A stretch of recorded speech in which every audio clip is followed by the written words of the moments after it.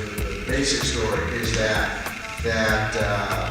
this thriving area, economically viable, self-sustaining area, because of discrimination, because it was closed off. Blacks couldn't. There was a railroad track that separated that area. It was like a neighborhood of Tulsa that separated that area off from the rest of Tulsa.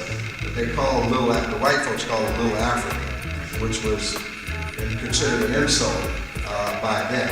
They called it Little Africa, which is where the blacks lived, so it was an enclosed area. And Greenwood Street only ran in that area.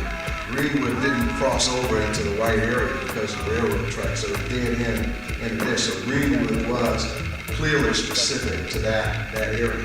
Had all kinds of black economic and social institutions, churches, and what have you. A young black shoeshine guy was accused of assaulting a young white girl.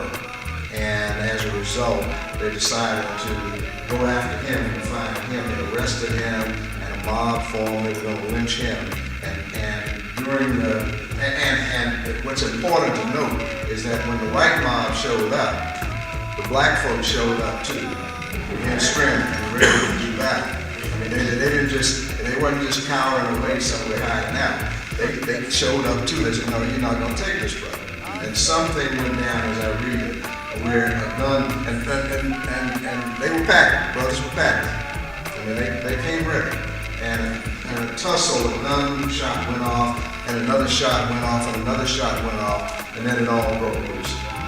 It all broke loose. And one of the unique features about this is that Greenwood is the only place in the United States that has ever been bombed from the air, and where they got planes and bombed, through firebombs or whatever on Greenwood, and that added to the conflagration that caused the place to burn down. I want to take it back a second, a little bit further, because see, when we think about Greenwood, me and most people think about that situation when Greenwood was burned down. We think about what a thriving economic community was, and it got burned down. And then stories about Greenwood before and after, right?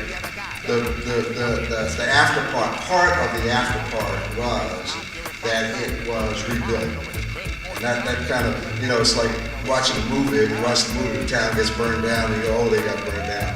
But they don't show the part where some blacks were resilient enough. And they say close to 300 people, maybe 300 blacks died in that situation. So a lot of people died. But those who stayed rebuilt it. And it did thrive. It continued.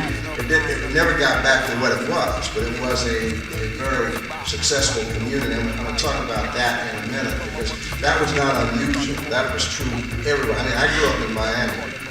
I'm from Miami, and where I grew up in a section called Overtown in Miami. A friend of mine went to Miami a few years back, and came back and said, "Yeah, I was in your neighborhood." He said, "I was in Overton." I said, "Overton?" He said, "Yeah, I was in Overton." I said, "That's your neighborhood, that's where you grew up." I said, "No, man, I grew up Overtown." And Overtown is different than Overton. Overton is a whole different place. So there were Overtowns everywhere.